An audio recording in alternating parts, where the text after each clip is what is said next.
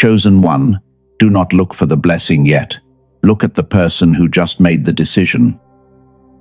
Something happened recently that the old version of you would have delayed. Maybe you sent the message. Maybe you stopped sending one. Maybe you walked away from something you once begged to keep. Or maybe you finally began the work you carried quietly for months.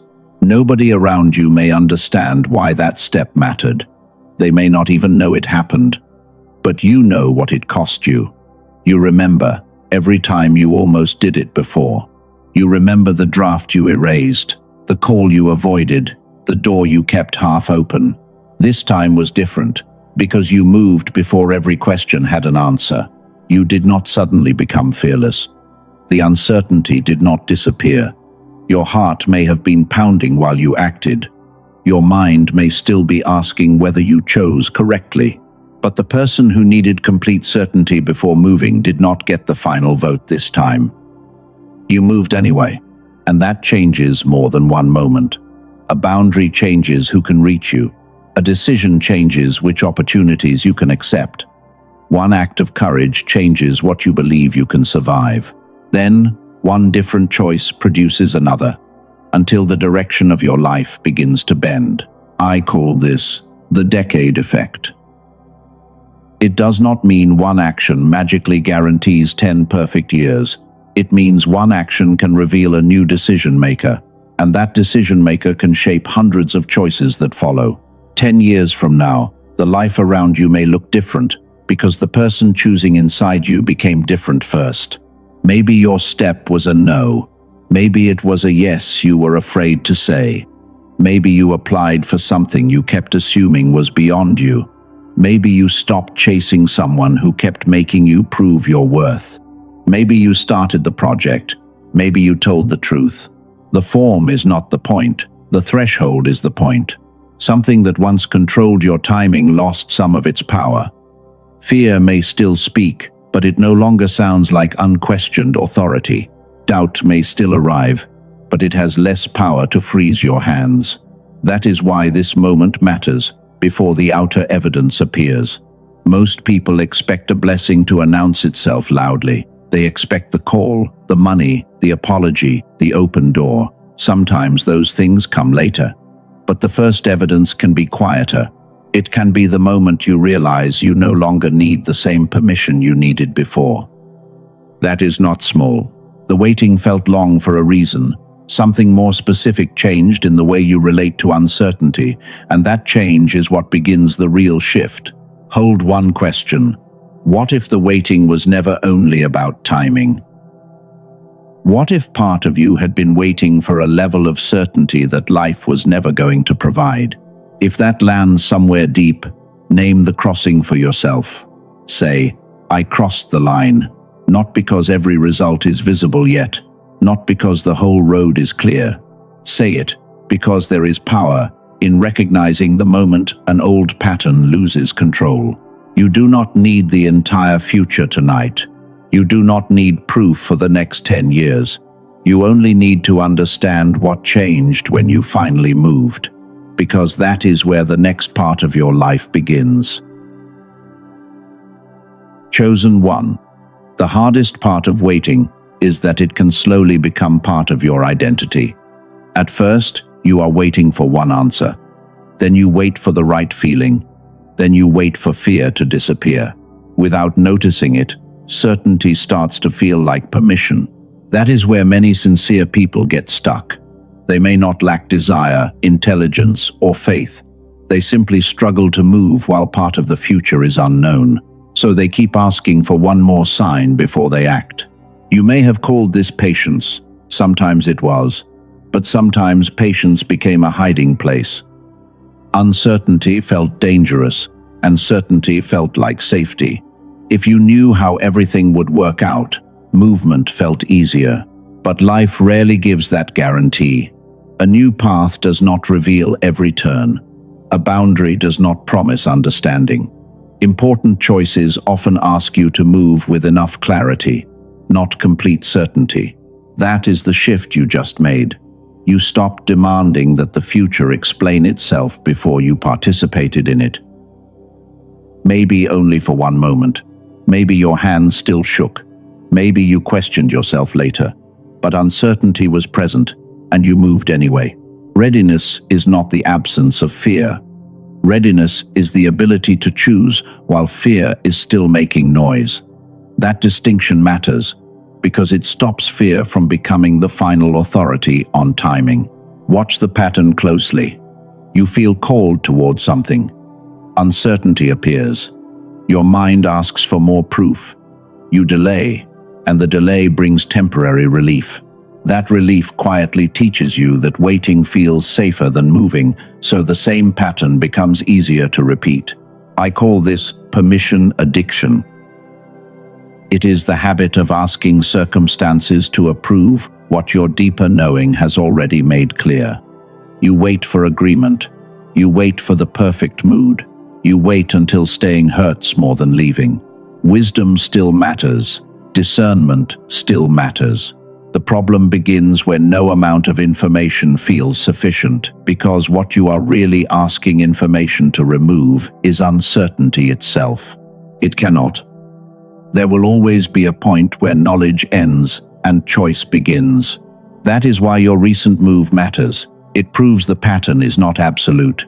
You already experienced a moment when clarity was enough, even though certainty was missing. Once that happens, the old story weakens. Your mind may try to rewrite the moment.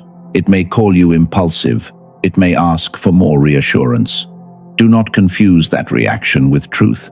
Sometimes, an old pattern simply resists losing control. Ask yourself one clean question. What decision have I been postponing because I want certainty, not because I need more information? Do not force action where facts are missing. But where the facts are already enough, stop asking fear to sign the permission slip. If this is the lesson you are ready to carry forward, say it plainly. I move without certainty. You are not declaring that every choice will be perfect. You are declaring that uncertainty will no longer decide whether you are allowed to move. And this is where something larger begins. One decision does more than end one delay. It changes the standard from which the next decision can be made. When that new standard repeats, the first domino falls. Chosen one. One decision can look almost invisible from the outside, but inside a life, it can become the first domino. A single choice changes the standard you use tomorrow. That standard changes the next choice. Then the next one changes what you accept and what you begin to notice. A decade does not change all at once. It begins when one repeated pattern becomes unavailable. You stop negotiating with what drains you. You stop shrinking before opportunities. You stop calling fear wisdom every time something unfamiliar appears. Think about a simple no. One no can end a pattern of overgiving. That boundary can change who has access to your time. More time can restore your focus. Better focus can change the work you produce. Years later, the visible outcome may trace back to one quiet refusal. Or think about one application. You submit it before you feel fully ready. That action creates an interview. The interview creates a connection. The connection exposes you to a possibility outside your old routine. Nothing magical had to happen in the first hour. The trajectory changed because you entered a different chain. That is the first domino. The power is not in the action alone. It is in what the action permits next. One choice changes a standard. A standard changes behavior. Behavior changes environment. And environment begins shaping identity. You may still be looking for a dramatic result and missing the deeper evidence. You interrupted the old sequence. You created a new next move, and that gives the future options the old pattern could never reach. Imagine 10 years from now. Do not picture perfection, picture recognition. You wake up in a life that feels more like your own. Your boundaries are cleaner. Your work reflects more of what you can do. Your days contain fewer choices, made only to avoid discomfort. You look backward and search for the beginning. Maybe nobody celebrated. Maybe the beginning was a message sent on an ordinary evening, or a morning when you stopped returning to the same place. Beginnings often look small. Then the chain continued. One cleaner choice made the next one easier. One boundary protected energy for a new opportunity. One act of courage proved courage was available again. The pattern kept reproducing in a new direction. This is where people misunderstand blessing. They expect something outside to arrive and solve everything at once. Lasting change also asks you to become the person who can recognize, choose, and sustain what a new season places in front of you. So do not ask only, "What did that step give me?" Ask, "What did that step make possible next?" That question keeps your attention on trajectory. It stops you from abandoning a meaningful shift because the first visible result is still small. Now ask one more question. What standard did your step just establish? Maybe you no longer beg for reciprocity. Maybe your work deserves to be seen. Maybe your health or calling cannot always come last. Protect that standard, because the next decision will test whether the first domino fell or whether you are willing to stand it back up again. And this is what we need to examine next. A breakthrough can be real while the outer world still looks unchanged. That delay between inner movement and visible evidence is where many people panic and return to the old pattern. The blessing does not always look like a blessing at first. Chosen one, the blessing does not always arrive wearing the shape you expected. Sometimes the first evidence is not money, applause, or a door swinging open. Sometimes the first evidence is that an old reaction no longer fits you. You notice the message, but you do not rush to answer. This is where many people get confused. They make one brave move, then look outside for immediate proof. If nothing dramatic happens, they assume the moment meant nothing. But real change often begins before circumstances catch up, because behavior can shift before results become visible. Look for quieter signs. You explain yourself less. You feel less pulled toward people who once consumed your attention. Silence feels less threatening. You become bored with patterns that used to feel irresistible. The old chaos may still exist, but it no longer feels like home. That is not a command to call everything a sign. Wishful thinking can make any event mean whatever we want it to mean. The cleaner test is behavior. Are you choosing differently when nobody is watching? Are you protecting what you once abandoned? A blessing that changes your life does not have to begin as a reward. It can begin as a new capacity. The capacity to pause before reacting, the capacity to leave what is finished, the capacity to recognize an opportunity without shrinking away.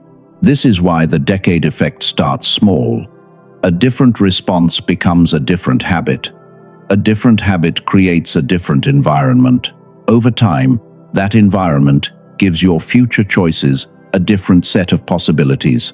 Still, there is a deeper problem. Many people can recognize the right choice and still struggle to carry it out. They feel clear at night, then wake up and doubt everything. They receive an idea that feels alive, then lose it beneath noise, fatigue, and overthinking by morning. That gap matters. If you call every hesitation a spiritual failure, you may keep searching for more messages when the real need is somewhere else. Researchers and clinicians have spent decades exploring how different systems in the brain cooperate during attention, decision-making, and complex thought. Later, I want to return to one specific idea from that world, because it offers a practical lens for something spiritually sensitive people often feel but rarely know how to name. For now, hold this question. What if some of what you have called spiritual hesitation also has a neurological component you have never been taught to look for? Do not answer too quickly. Notice whether the question brings relief, resistance, curiosity, or all three. The point is not to reduce your inner life to biology. The point is to stop blaming your character for every moment when clarity becomes difficult to use. If the outer world has not changed yet, do not panic. Measure what is closer. Measure the standard you kept. Measure the boundary you did not abandon. Measure the moment you chose not to reopen a door because the silence felt unfamiliar. Say this, if it fits. I notice. What changed? You are not pretending the future is complete. You are learning to recognize the first evidence of a new trajectory before the applause arrives. Now we have to look at the place where many breakthroughs stall. The place between knowing and doing. The place where insight is real, but action still feels strangely far away. Chosen one, there is a distance between receiving an insight and being able to use it. You can know what matters and still delay. You can feel a clear inner yes, then watch it dissolve beneath noise the next morning. You can recognize the door and still stand in front of it, unable to move. I call this the receiver gap. It is the space between knowing and execution. Most people interpret that space as weakness. They call themselves lazy, confused, or spiritually disconnected. But that explanation is often too simple. Think about how this feels in real life. An idea arrives while you are walking, praying, or sitting quietly. For a moment, everything connects. You know what to say, what to stop, what to begin. Then the day gets loud, and the clarity disappears under messages, fatigue, and mental clutter. The insight did not necessarily become false. Your ability to hold it changed. That distinction can remove unnecessary self-blame. You may not need another 100 messages telling you what your next step is. You may already know. The deeper question is whether your mind is clear enough to recognize that knowing, organize around it, and carry it into action when pressure returns. Notice your body for a moment. Let your jaw soften. Feel your shoulders. Notice the speed of your thoughts, without trying to stop them. Then ask yourself one question. When I know what matters, what usually happens before I abandon it? Maybe you become tired. Maybe you open your phone. Maybe you ask 5 people for opinions. Maybe one fearful possibility becomes 10. Maybe you keep researching until the original clarity feels distant. This is information about where clarity gets lost. That is why the receiver gap matters now. You have already shown that you can cross a threshold. The next challenge is protecting and using what you already received. And this brings us back to the question I asked earlier. What if some hesitation has a neurological layer as well as an emotional or spiritual one? Researchers have spent decades studying how the brain supports attention, decision-making, and complex thought. I am going to close that loop very soon. Not because science can explain your calling, and not because a brain study can tell you what choice to make. It cannot.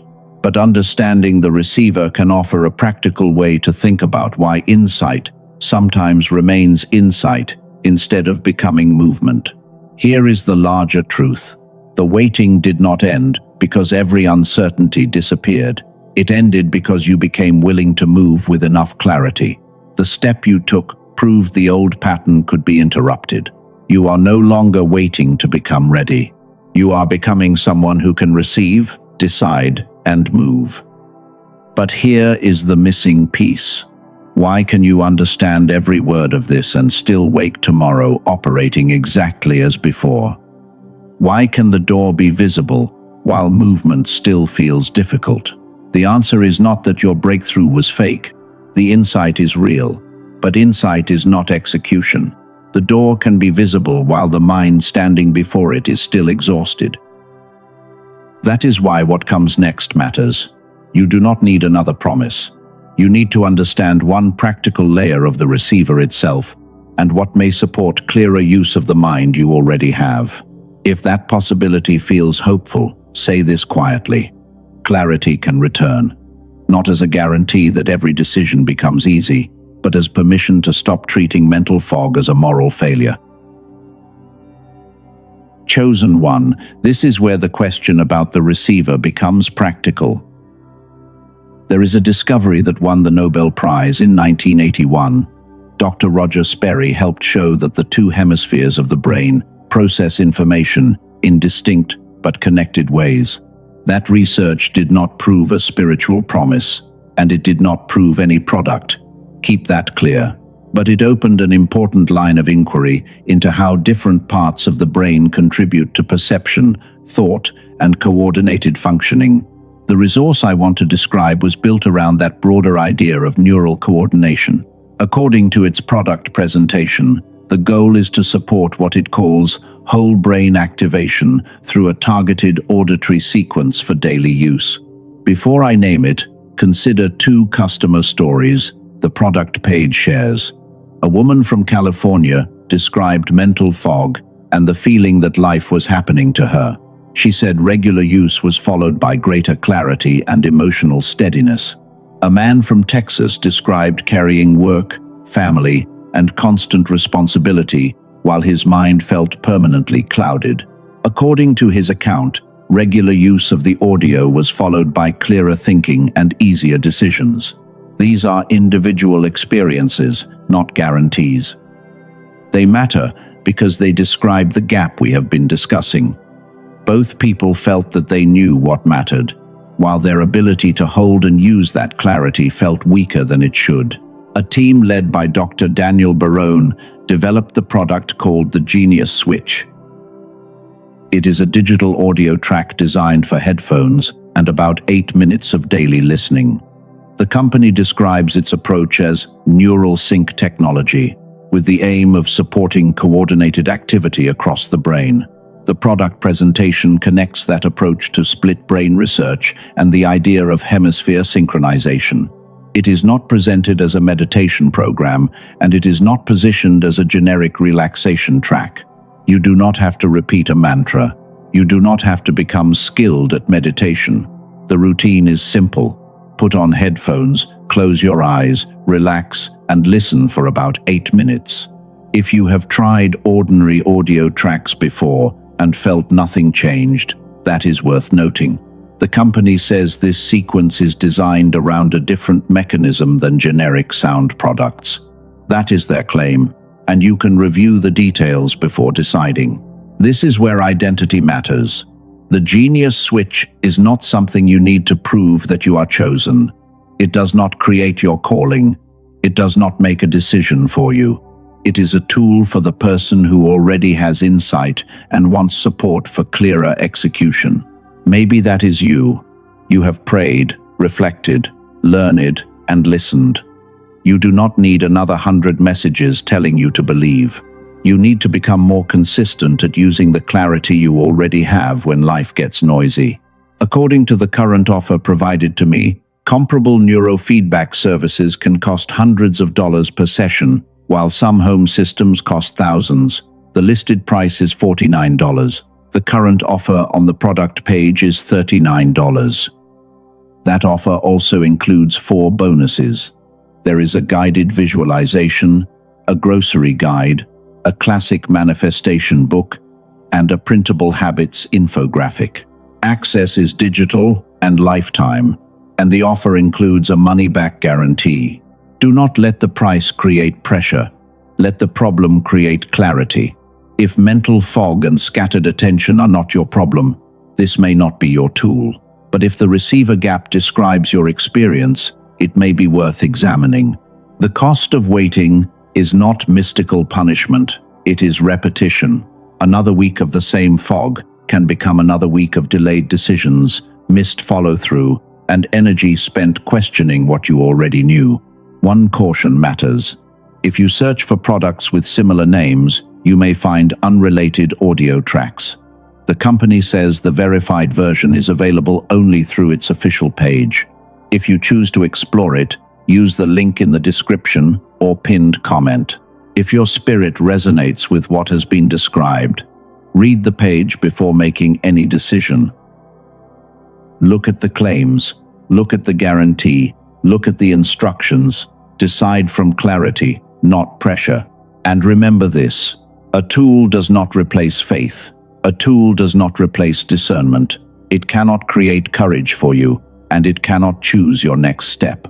What it may do is support a condition in which your own thinking feels easier to access and use. That is the only role it needs to play. The deeper work still belongs to you. The real question is whether you will protect the person who has finally started acting on what they already know. Chosen one. The moment after a breakthrough can be more dangerous than the moment before it. Before the step, fear tries to stop you. After the step, familiarity tries to call you back. That is why the old life often asks for one more vote. It can sound reasonable. Maybe I was too harsh. Maybe I moved too fast. Maybe I should send one more message. It rarely says, return to the old pattern. It says, just make this one exception. This is what I call the return test. It is the moment when a new standard meets an old comfort. The old comfort feels familiar, and familiarity can easily be mistaken for truth. But familiar does not always mean right. Unfamiliar does not always mean wrong. A healthier boundary can feel lonely before it feels peaceful. Growth can remove an old certainty before it gives you a new rhythm. That is why discomfort after a decision does not automatically prove the decision was bad. Sometimes it only proves it was new. You may recognize this pattern. You finally leave the conversation, then miss the person. You finally protect your time, then feel guilty. You finally begin the project, then want to destroy it because it is imperfect. The old identity offers relief. Relief is not always guidance. Sometimes, relief is simply what you feel when you return to something familiar. This is where people who have changed before can become discouraged. They say, I changed before, and then I went back. So maybe change never lasts. But returning once does not mean the breakthrough was false. It means the new pattern had not yet been protected. A breakthrough gives you evidence. A system helps you keep it alive. Use a 72-hour non-negotiation window for value-aligned decisions that are safe and reversible. If anxiety rises, do not reverse the choice immediately. Write down why you made it. Let the emotional wave settle, then review the facts again. This does not apply to danger, medical emergencies, abuse, or decisions where new evidence clearly changes the situation. Wisdom comes first.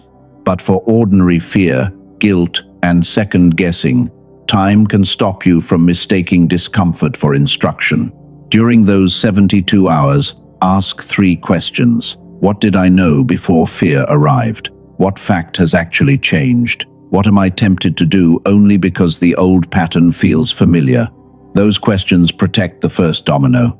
They keep one anxious evening from rebuilding the structure you finally stepped out of. You are refusing to let a temporary emotional wave rewrite a decision that came from deeper clarity. This is the return test. The old life asks, will you choose me because I am familiar? The new life asks, can you stay long enough to learn what alignment feels like after the adrenaline fades? You can miss what was familiar and still not return. You can feel uncertain and still remain aligned. You can grieve an old identity without giving it control again.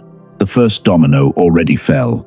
Your task is not to stand it back up because the sound frightened you. Your task is to watch what becomes possible when you let the chain continue. And once you stop rebuilding the old pattern, something beautiful begins. You finally get to see what repeated clarity looks like over time, not one brave moment, a different way of living.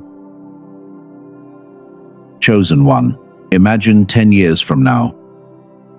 Do not picture a perfect life. Picture a life that feels more recognizable as your own. Your mornings carry less negotiation. Your boundaries need fewer explanations. Your decisions do not require 6 months of suffering before you finally trust what you already know. Your work may look different. Your relationships may feel cleaner. Your money decisions may come from more clarity and less panic. The details will differ, but the deeper shift is the same. You are no longer building from the old standard. You are living from a new one. That is how the decade effect compounds. One clear choice teaches you that you can choose clearly again. One protected boundary gives you energy for something you could not see before. One act of courage changes the evidence you carry about yourself. Then the next decision begins from a stronger place. The blessing is not one giant event stretched across 10 years. It is the life that becomes possible when a different identity keeps making different choices. This is why you do not need to see the whole decade. You only need to protect the next decision. The future is built close.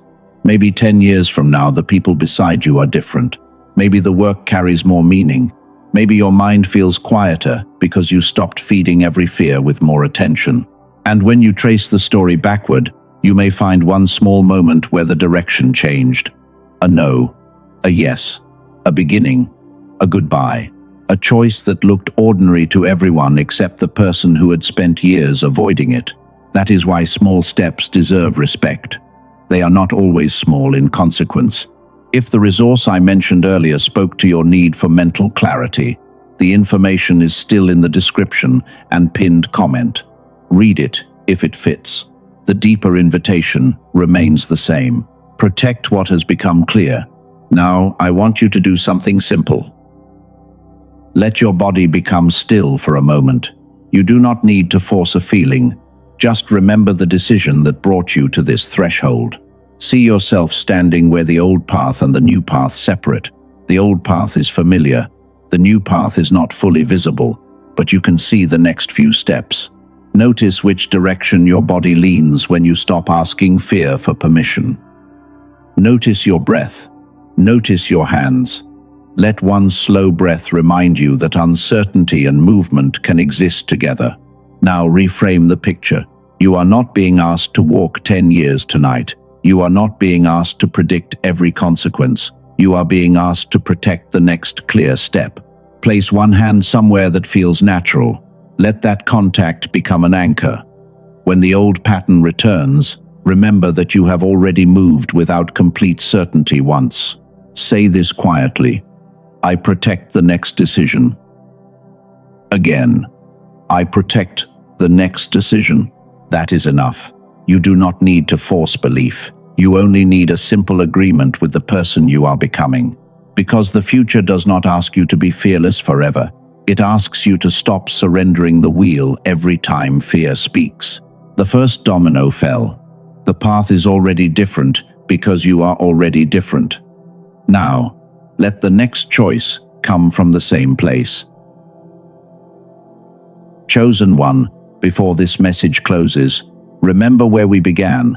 You were looking for the blessing, but the deeper evidence was never only outside you. It was in the person who finally moved. You do not need to know what every year ahead will hold. You only need to recognize what has already changed in the way you choose. Release the need for perfect certainty. Release the old permission. Immediate evidence is not the only evidence that matters. Let a new direction remain new long enough to become familiar. You may still feel fear. You may still have questions. That does not cancel the crossing. Courage was the decision to stop letting uncertainty control every door. So let this be your declaration. I do not need the whole road. I trust the next clear step. I do not return to old permission. I protect my clarity. I am not waiting to become ready. I move as the person I have become. I can honor what ended without rebuilding it. I can welcome what begins without demanding that it prove itself immediately. The first domino taught you that the pattern can change. The receiver gap taught you that insight matters when it can be used. The return test reminds you not to confuse familiarity with alignment. Now think of the decision again, not the entire story, just that one moment. Let gratitude meet you there. You did something the old version of you struggled to do. Maybe nobody saw it. Maybe nobody applauded. It still mattered. If you want to mark this moment, leave these words. The first domino fell. Let that sentence name the pattern that changed and the direction you intend to protect. The next 10 years do not have to arrive tonight. You do not need to carry them all at once. Tomorrow will bring its own choice. then another, then another. Some will be easy, some will test you, some will ask you to slow down, others will ask you to move before fear gives permission. Your work is to meet each moment with clearer eyes. You are choosing not to surrender your future to the same pattern that shaped your past. So, breathe once more. Let your shoulders soften. Let the noise settle where it can. You have nothing left to prove in this moment. The road does not need to reveal itself all at once. The blessing does not need to announce itself all at once. The person capable of living the next chapter has already taken the first step. Hold that quietly. Protect the next decision. Protect the standard. Protect the clarity that helped you cross. The waiting is no longer your identity. The crossing is. It is sealed.